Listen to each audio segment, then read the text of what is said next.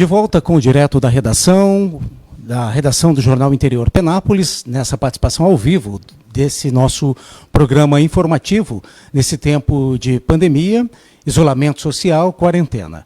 Nós, como já dissemos, o programa recebe a presença, a visita ilustre do Dr. Ivan Eide Samarco, bioquímico, vereador, presidente da Câmara de Penápolis, que vai compartilhar conosco alguns conhecimentos, algumas informações aqui no nosso programa de hoje. A gente começa, então, já desejando um bom dia e boas-vindas ao amigo Dr. Ivan Samarco. Bom dia, Ivan, prazer recebê-lo aqui no nosso programa, direto da redação do Jornal Interior. Bom dia, Gilson. Bom dia, telespectadores. O prazer é todo meu, você sabe disso. É uma satisfação enorme poder contribuir um pouquinho com a nossa população penapolense e da nossa região. E parabéns pelo Direto da Redação, pelo Jornal Interior, o qual eu acompanho, que você sabe, acho que desde o início. Tá? É um prazer estar aqui. Muito obrigado, Gilson. Ok.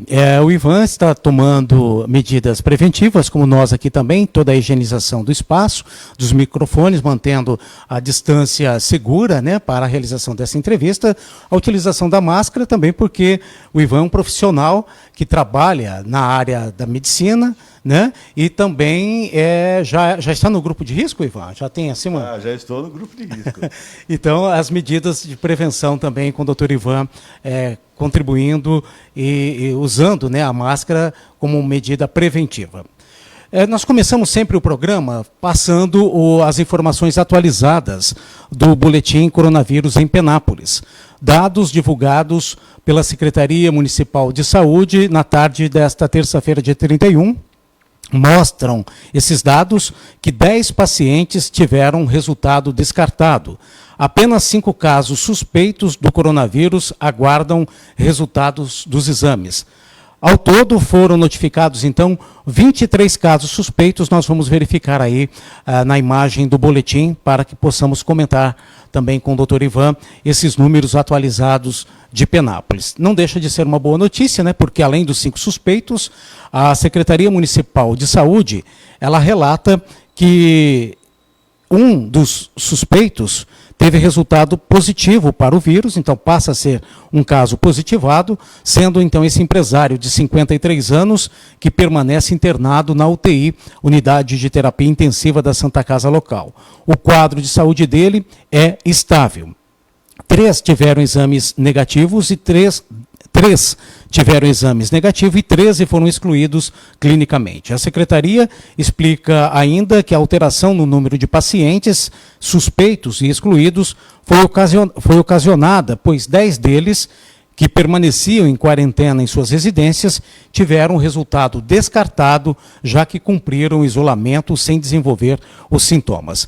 Dr. Ivan Samarco, bons números para Penápolis, uma tranquilidade até para o sistema, esse descarte aqui desses 13, né, excluídos clinicamente, nos últimos dias 10 que cumpriram a quarentena e hoje, portanto, apenas 5 suspeitos aguardam a confirmação dos exames. Bons números? Eu acho ótimos números, Gilson, mas eu tenho uma restriçãozinha a ser feita. Eu acho que estão sendo feitos poucos exames. Então, eu acho que esse número não é totalmente real, porque é mais ou menos uma estimativa. Se nós tivéssemos os exames mais fáceis, eu acho que poderíamos fazer um distanciamento social melhor da população e conseguir confirmar quem realmente é positivo e quem realmente não é positivo, porque assim fica um pouco aleatório. Eu acho que deve ter muita gente positiva rodando por aí. Sabe, mas queria dar aqui os parabéns para a nossa Secretaria de Saúde, para a Prefeitura Municipal, que está agindo de modo certíssimo. Sabe, eu concordo com tudo que está sendo feito. Perfeito. Dos casos notificados, 8 são homens e 15 mulheres. Com relação à faixa etária, 2 são em menores de 12 anos e 6 na faixa de 13 a 30 anos. Outros 11 pacientes têm entre 31 a 59 anos e 4 são idosos com idade superior a 60 anos. São os números do coronavírus em Penápolis. Aguardando-se, então, um novo boletim. Será divulgado pelo Gabinete Gerencial da Crise Coronavírus em Penápolis, coordenado pelo coronel Daniel Rodrigueiro e toda a sua equipe, e apresentado, então, ao vivo pelo prefeito Célio de Oliveira. Lembrando que a Secretaria Municipal de Saúde recebe, nesta quarta-feira, os kits que foram adquiridos para o teste, o exame rápido, a testagem rápida, e já seria aplicado esse teste nesses 5 pacientes suspeitos que aguardam aí os resultados. Então, diante disso, nós teremos, então, já por volta do meio-dia, a confirmação ou descarte desses 5 suspeitos que aguardam o resultado dos exames. Agora, com relação, atualizando os números de São Paulo, o estado de São Paulo registra 136 óbitos relacionados ao novo coronavírus. Somente entre segunda e terça-feira, 23 novas mortes foram confirmadas. Trata-se do maior aumento em números absolutos já registrados, com cerca de uma confirmação por hora desde o dia anterior. Então, em 24 horas, 23 novas mortes no estado, uma morte a cada 1 hora. Então, agora já são 13 cidades do estado de São Paulo com mortes, incluindo Campinas, no interior, e São Caetano do Sul, Santo André, Caieiras, na Grande São Paulo. Até o meio da última semana, apenas a capital paulista registrava óbitos relacionados à Covid-19. Entretanto, desde então, já ocorreu pelo menos um óbito nos municípios de Vargem Grande Paulista, São Bernardo do Campo, Guarulhos, Taboão da Serra, Embu das Artes, Sorocaba, Osasco e Ribeirão Preto, além dos 4 novos casos desta terça-feira.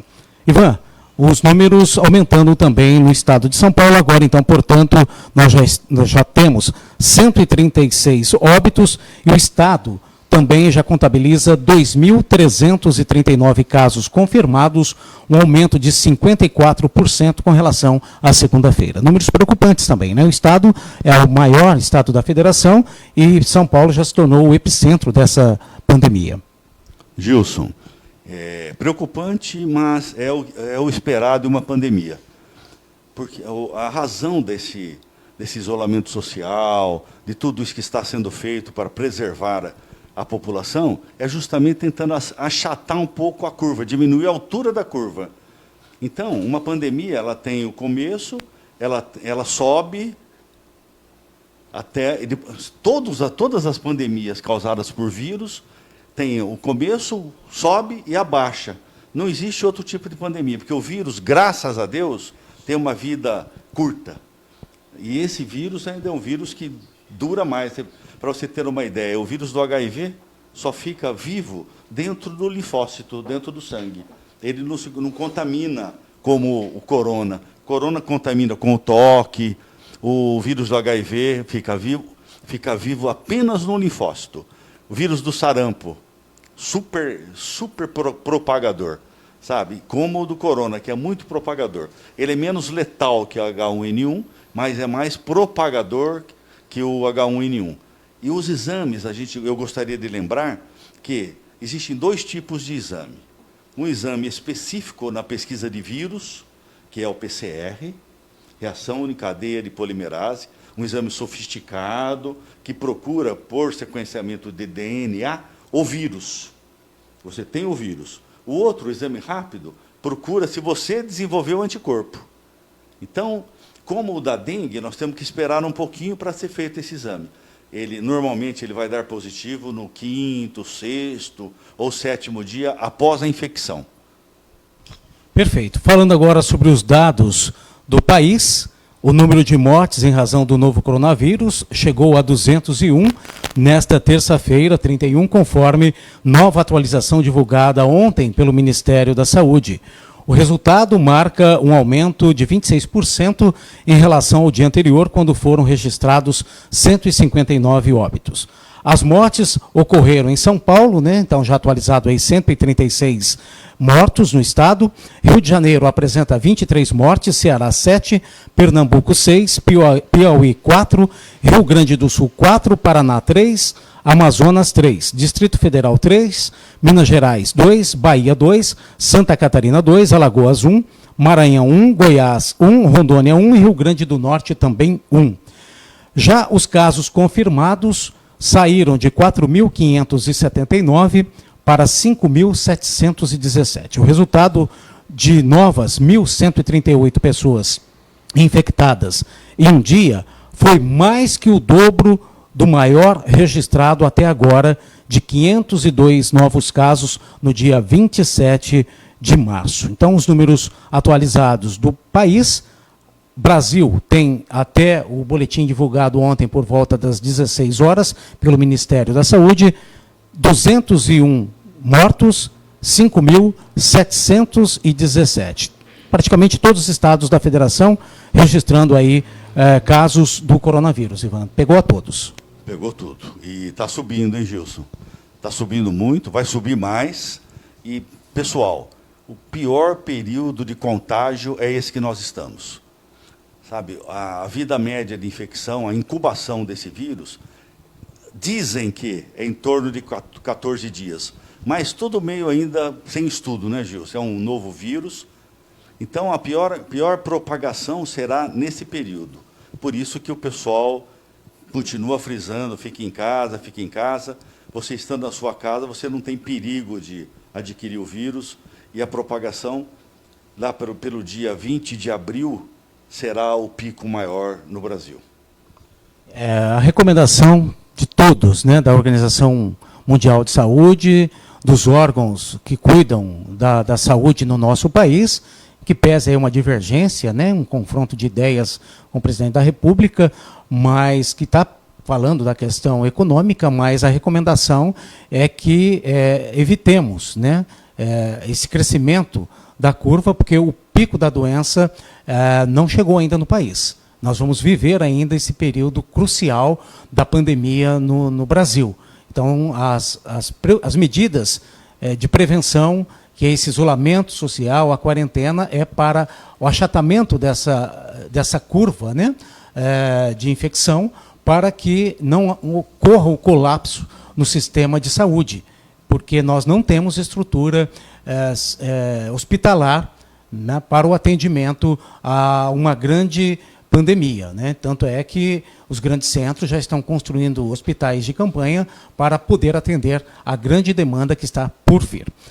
Atualizando também os dados da nossa região, para que todos possam ficar bem informados, foi confirmado na tarde desta terça-feira o segundo caso positivo de contaminação pelo coronavírus em Araçatuba.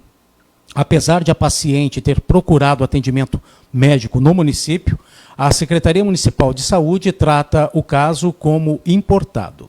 De acordo com o boletim da Vigilância Epidemiológica Municipal de Araçatuba, a mulher cujo exame deu positivo para a Covid-19, que é a doença causada pelo coronavírus, ela é de Araçatuba, mas ela sentiu sintomas ao chegar de uma viagem.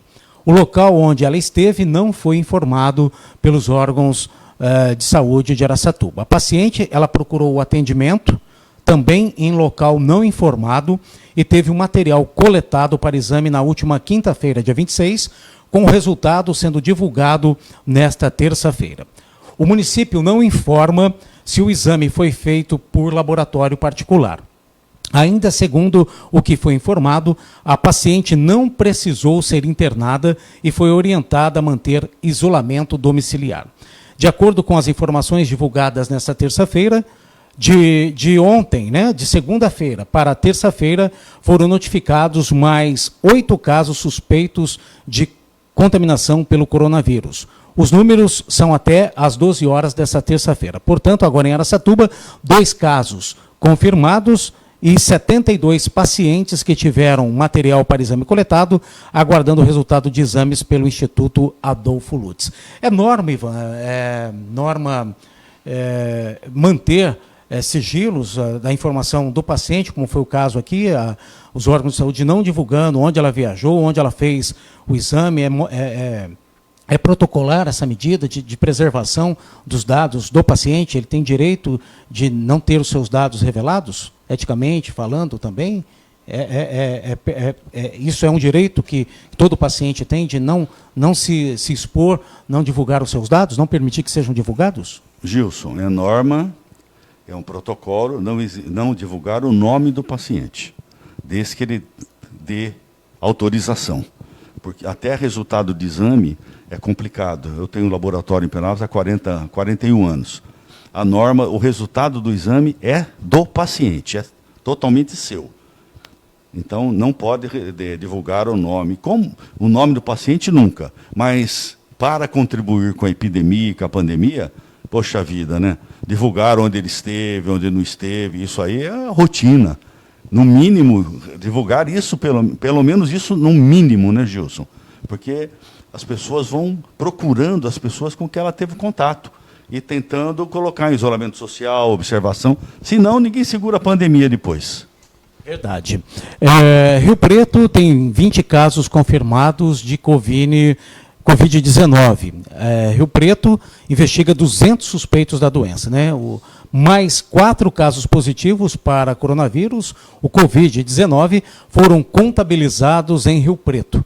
O número de pessoas infectadas subiu para 20 na cidade vizinha aqui nossa de Rio Preto. A cidade ainda investiga, como disse, 200 pessoas, casos suspeitos do Covid-19. Ao todo, foram notificados em São José do Rio Preto 366 casos suspeitos, sendo 19 confirmados, 136 descartados, 10 com diagnóstico de outros vírus respiratórios e 200 casos em investigação. É a informação atualizada também dos números do coronavírus, Covid-19, na cidade de São José do Rio Preto. Nós vamos a um breve intervalo, após essa atualização, com mensagem institucional do Ministério da Saúde, e voltamos para a entrevista em si, agora falando com o Dr. Ivan Samarco. Aguardem, voltamos em instantes. Coronavírus, o que você precisa saber e fazer. Para se prevenir, lave sempre as mãos até a altura dos punhos com água e sabão ou use álcool em gel 70%. Ao tossir ou espirrar, cubra nariz e boca com lenço ou com o braço, nunca com as mãos. Evite aglomerações e mantenha os ambientes limpos e ventilados. Não compartilhe objetos de uso pessoal. Evite abraços, beijos e aperto de mãos. Caso apresente os sintomas, ligue 136 ou procure um posto de saúde. Este ano, o Ministério da Saúde comprou mais vacinas contra a gripe. São 75 milhões de doses. Mas atenção, a campanha de vacinação acontecerá por fases. Primeiro serão os idosos, com 60 anos ou mais, e trabalhadores da saúde. Depois, doentes crônicos, professores e profissionais das forças de segurança e salvamento. Em seguida, os demais públicos, crianças de 6 meses a menores de 6 anos, pessoas com 55 anos ou mais, grávidas, mães no pós-parto, população indígena e pessoas com deficiência. A vacina não protege contra o coronavírus, mas protege contra outros tipos de vírus da gripe. E para que todos sejam vacinados, é importante respeitar as datas. Não há necessidade de correr para o posto de saúde antes das datas previstas. Movimento Vacina Brasil contra a gripe. Tem que vacinar.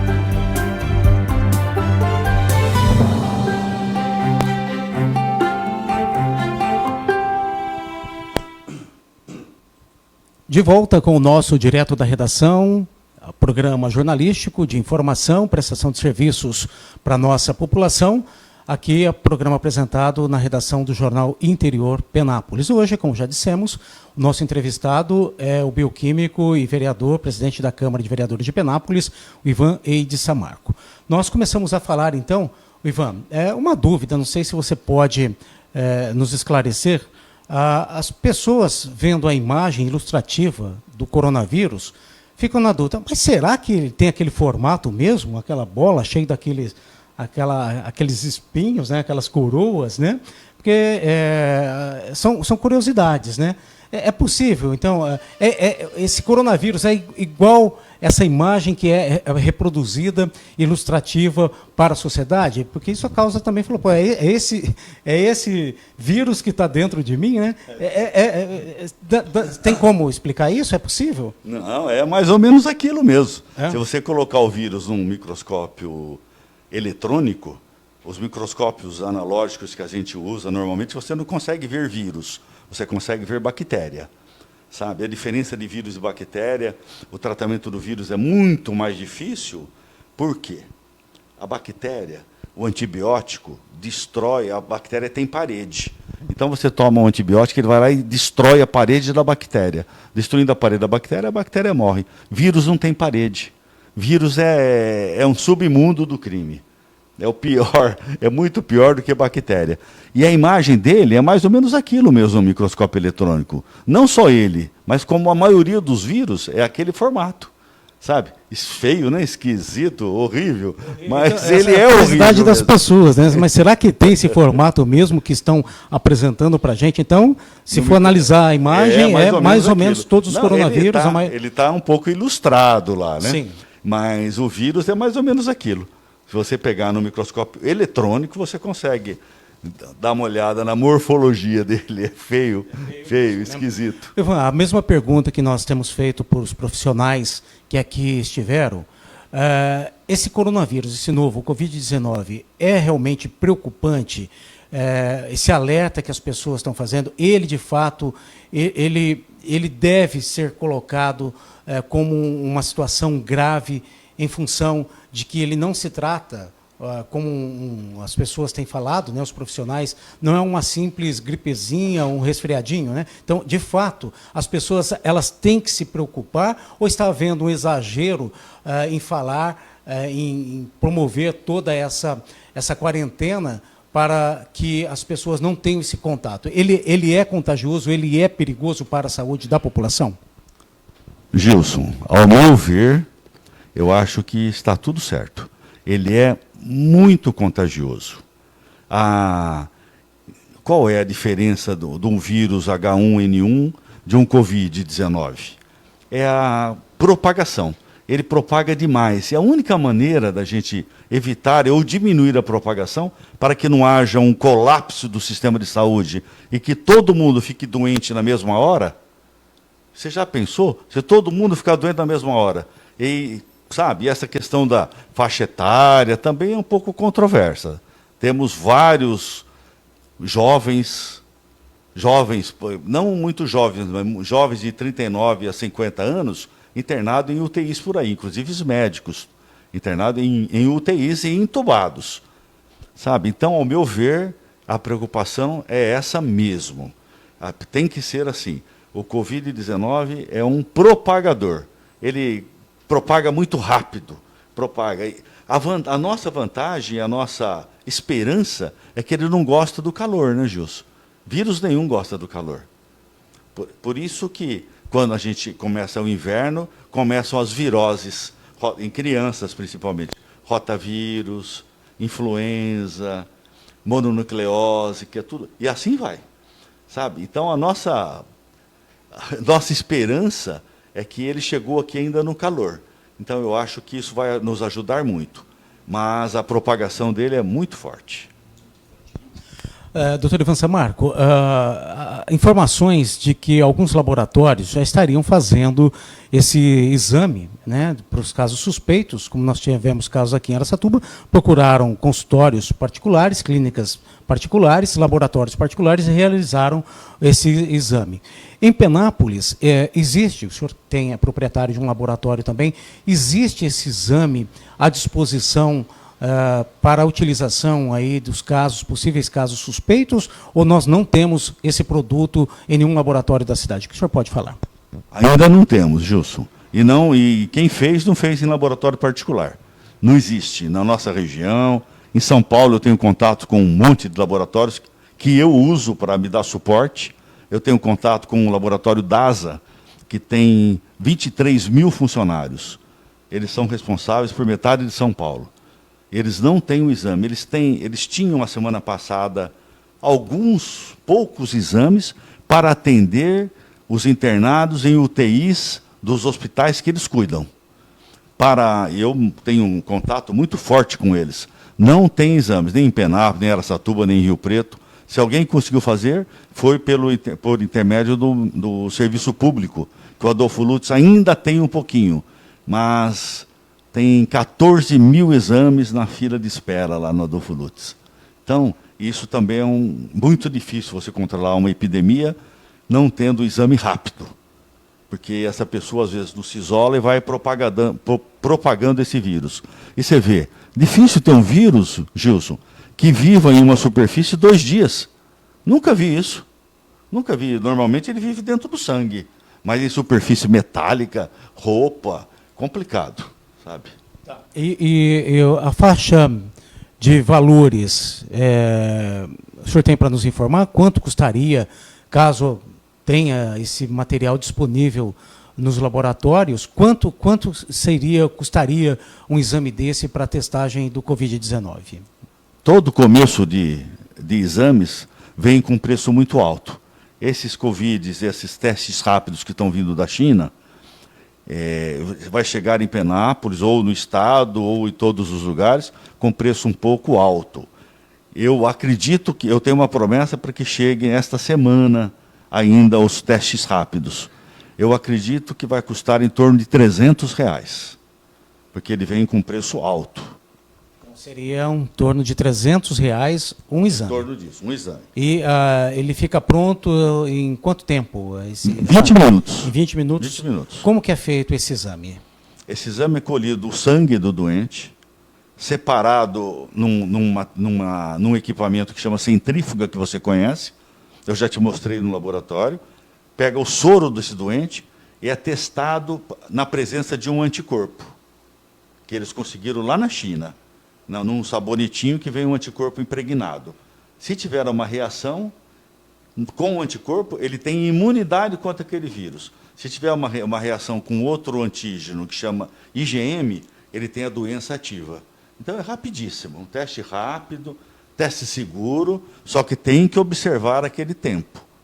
Fazer o exame mais ou menos do 5º dia em diante da infecção.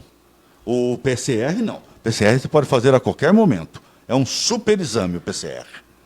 Então, a pessoa, com a suspeita, ela fica no isolamento social, na quarentena. Após 5 dias de uma apresentação desses sintomas, a princípio gripal, pode fazer o teste rápido. Ele pode fazer o teste rápido. Esse teste é convênios e particulares. Convênio também ele vai ser disponibilizado ou só particular? Ou os conveniados, quem tem um plano de saúde, ele consegue ter acesso a esse exame, a esse kit? Como um exame é novo, o que os convênios fazem? Os convênios autorizam todos os exames que estão no rol das especialidades, né? Existe uma tabela da Associação Médica Brasileira, que chama AMB, e tem um rol de especialidades. Os convênios cobrem todos aqueles exames que estão no rol. Esse Covid ainda não está catalogado como doença. Então, eu acho que isso vai ser difícil o convênio começar a autorizar. Mas eu acho que, nas cidades pequenas, nós vamos acabar negociando com a Unimed, sabe, um preço, um valor menor um pouco, um valor que dê para fazer, para poder atender a população.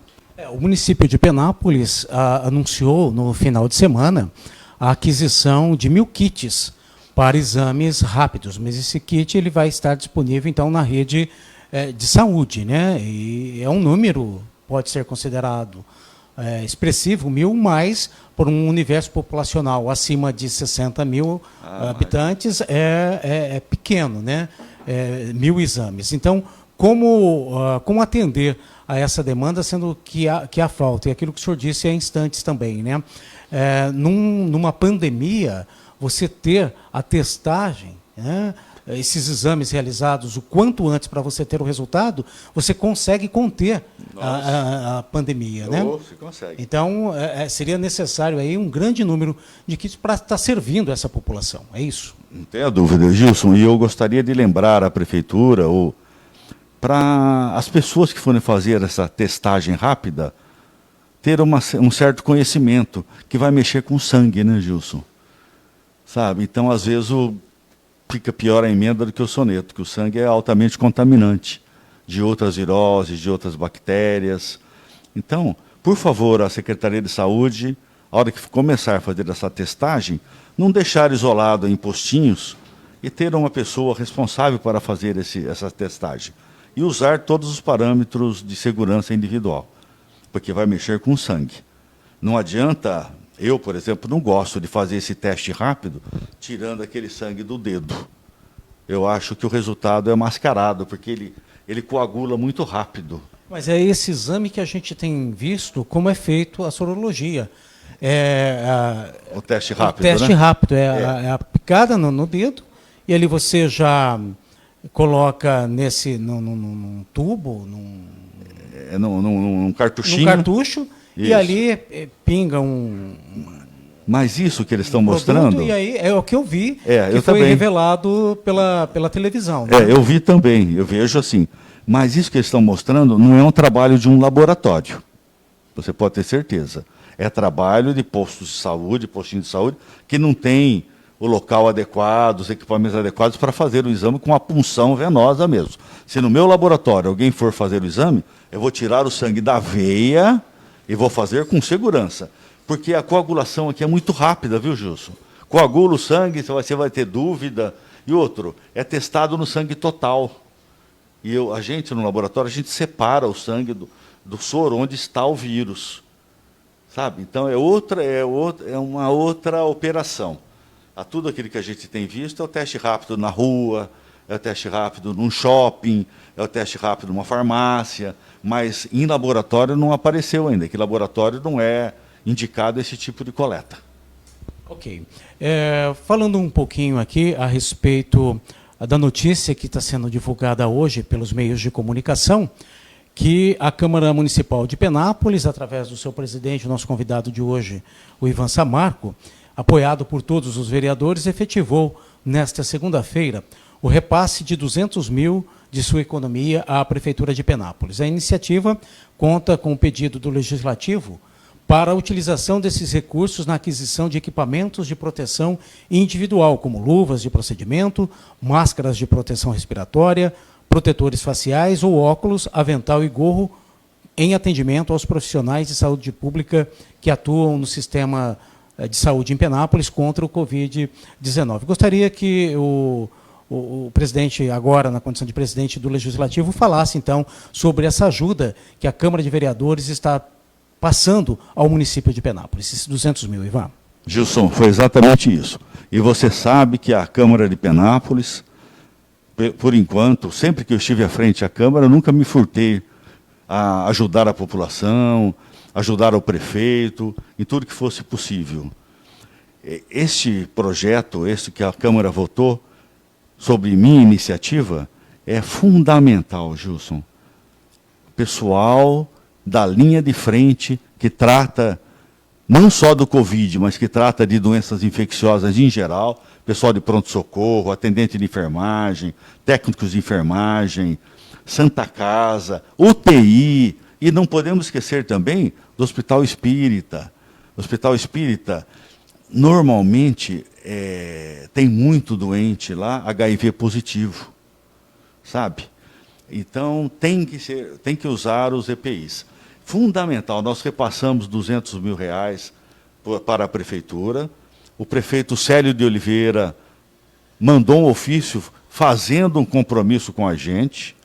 Eu acredito que o prefeito Célio vai exatamente investir tudo aquilo em equipamento de proteção individual, para preservar as pessoas que, caso a gente fique doente, Gilson, vão cuidar de nós. Entendeu? Então é fundamental. Não podemos, de maneira nenhuma, esquecer do pessoal da saúde de Penápolis. Sabe? Técnico de enfermagem, médicos da UTI, médicos da Santa Casa.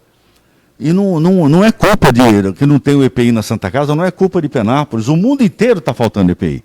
Sabe? Então, por favor, vamos ajudar o pessoal da saúde com esses 200 mil reais, que dá para comprar bastante máscara, bastante luva, bastante gorro, alguns capacetes, que o pessoal do UTI aqui está atendendo com uma máscarazinha cirúrgica dessa aqui, onde tem infectado. Isso é um absurdo, não pode. Isso aqui é máscara cirúrgica para preservar apenas. Agora, para você mexer com um doente infectado que está saindo secreções em aerosol e contaminando, tem que ter o equipamento adequado. Vai me desculpar, tá? Isso aí foi o que nós fizemos. Foi um ato da Câmara, eu acho que espetacular. E por que chegou-se a essa situação, essa destinação, Ivan? Você consultou o pessoal da saúde, da Santa Casa, para ver qual seria a melhor destinação desse recurso? Porque visou-se, então, os EPIs. É a necessidade premente do momento para a retaguarda desses profissionais? Não saiu do... Não foi da minha cabeça, de jeito nenhum.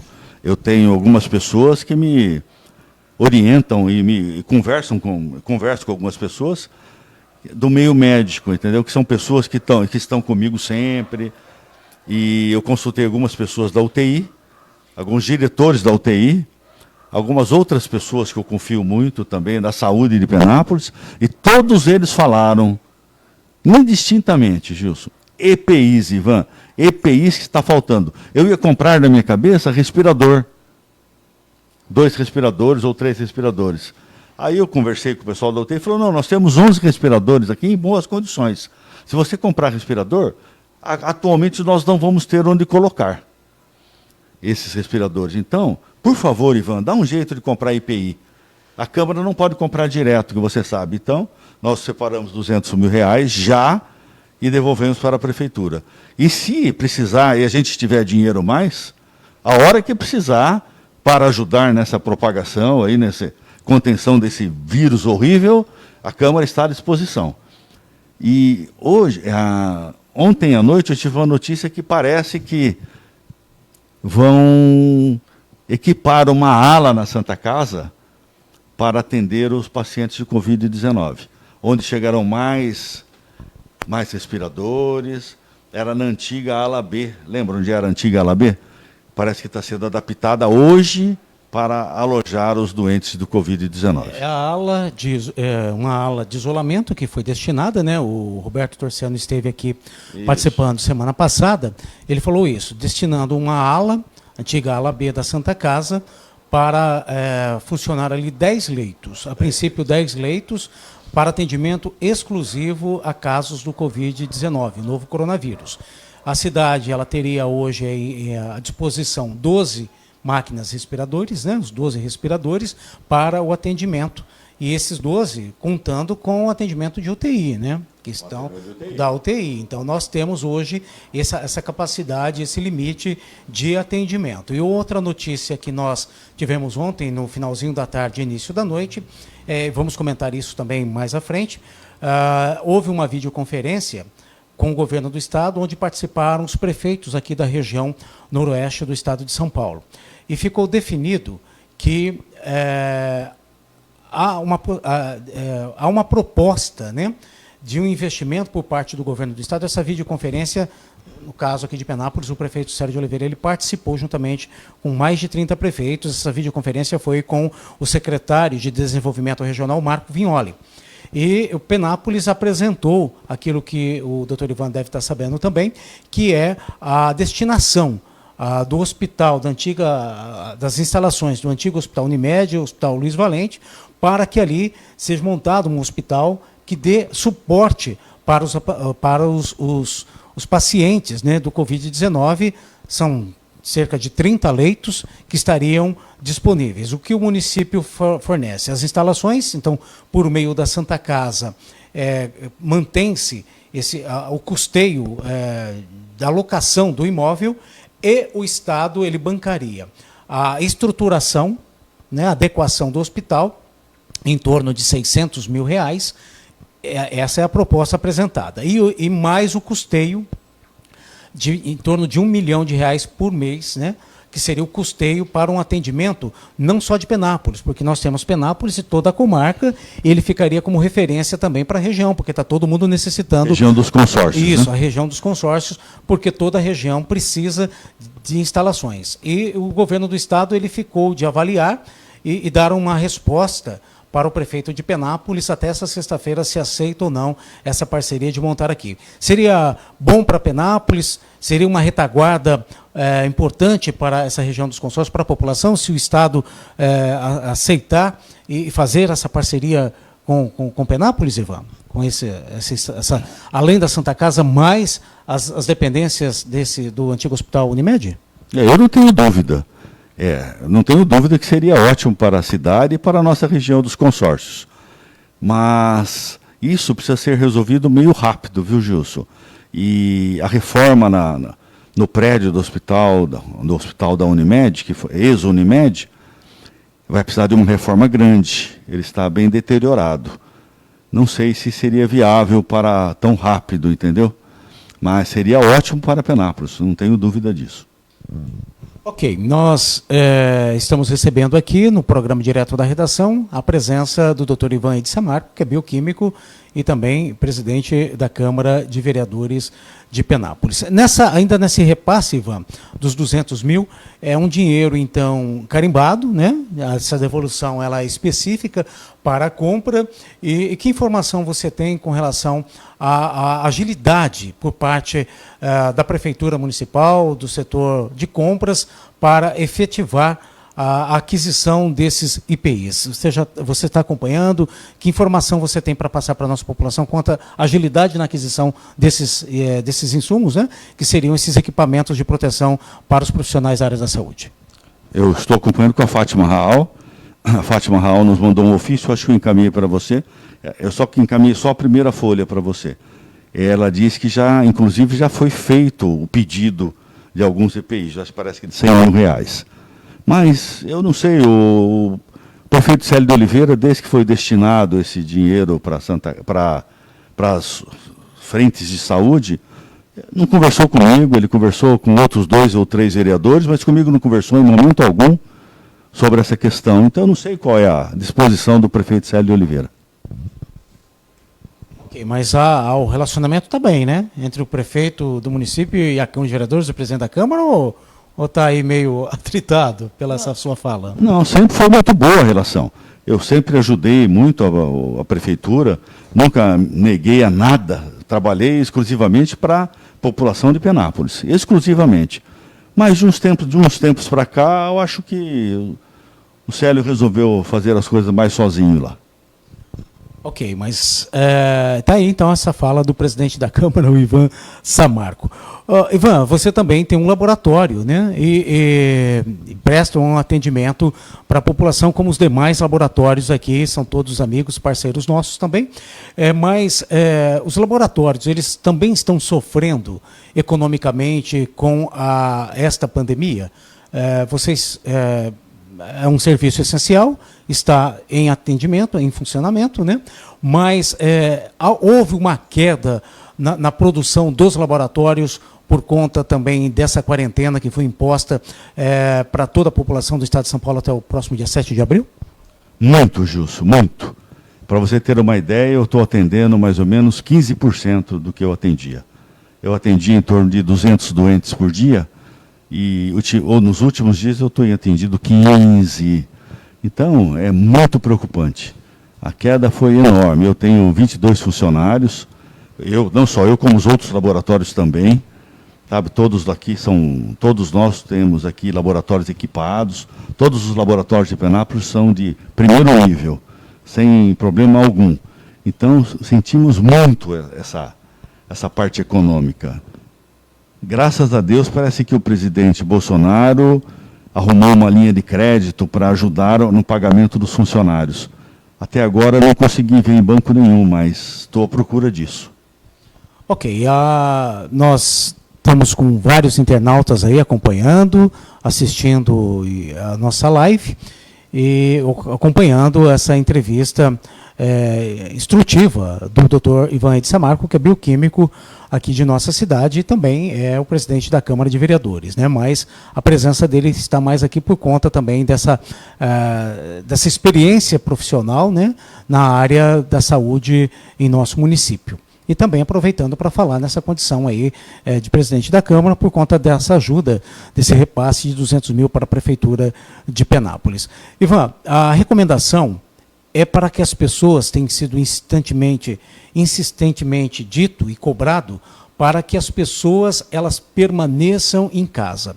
Houve até um comentário aqui, agora há pouco, a gente viu nos comentários dos internautas, e circulou muito nas redes sociais ontem, uma propagação de pessoas num contato social na área lá do Santa Leonor, né?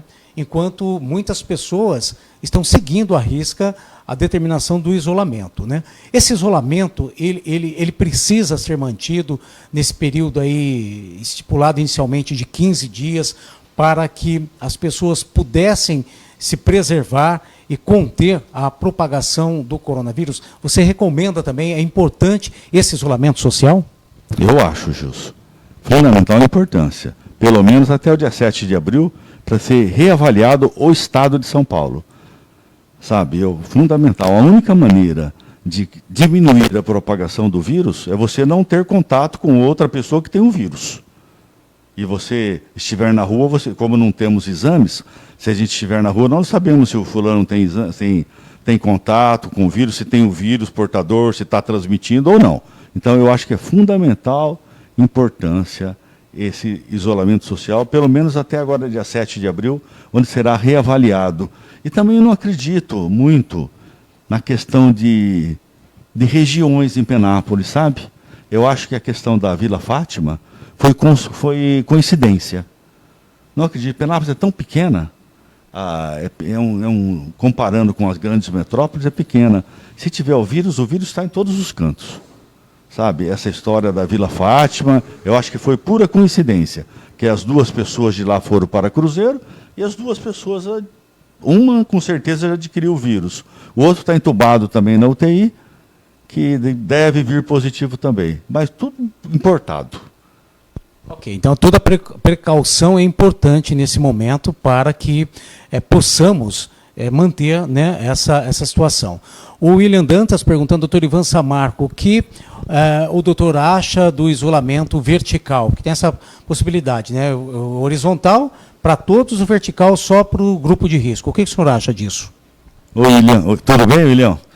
Tudo em ordem. William, eu acho que no Brasil não dá muito certo.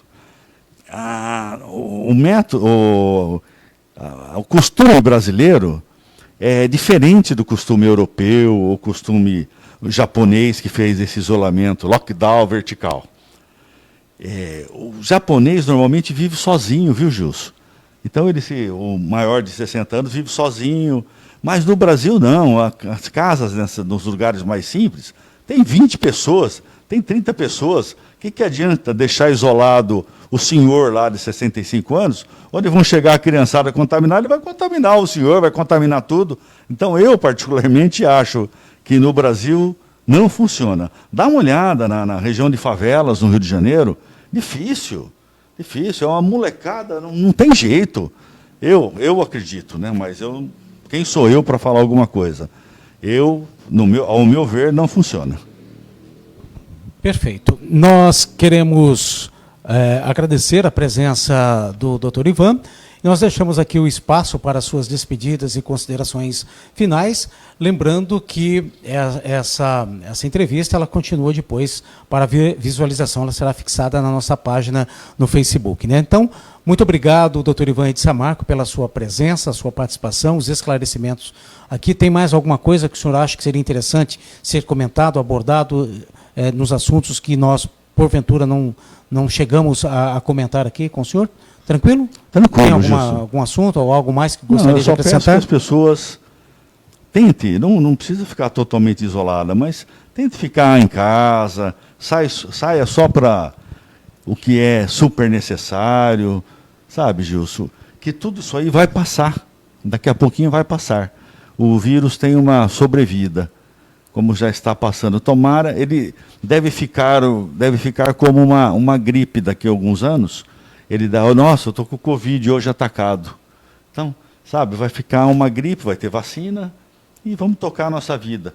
E virar outras epidemias, normalmente da China, nas próximas vezes.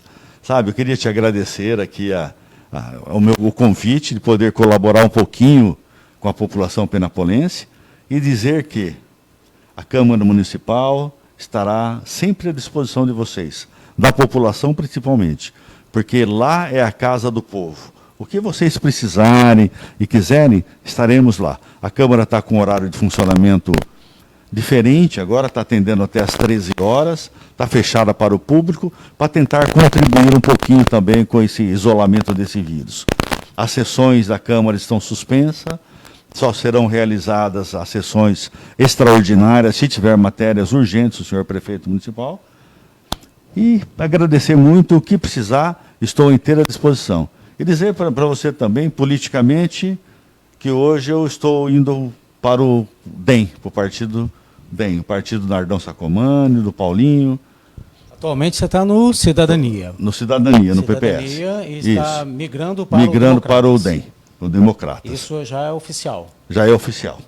Perfeito. Sabe? Então a gente está fazendo eu e o Ivanzinho. Ah, o O Ivanzinho também. Pai e filho. O Ivanzinho segue o pai. Segue o pai. Pena que o outro não está aqui para seguir também. Mas está ótimo. Gilson, muito obrigado. Muito obrigado a todo mundo. E estamos juntos sempre. Obrigado. Muito obrigado. Nós que agradecemos, então, a presença do Dr. Ivan Edson Marco, entrevistado de hoje do nosso programa direto da redação.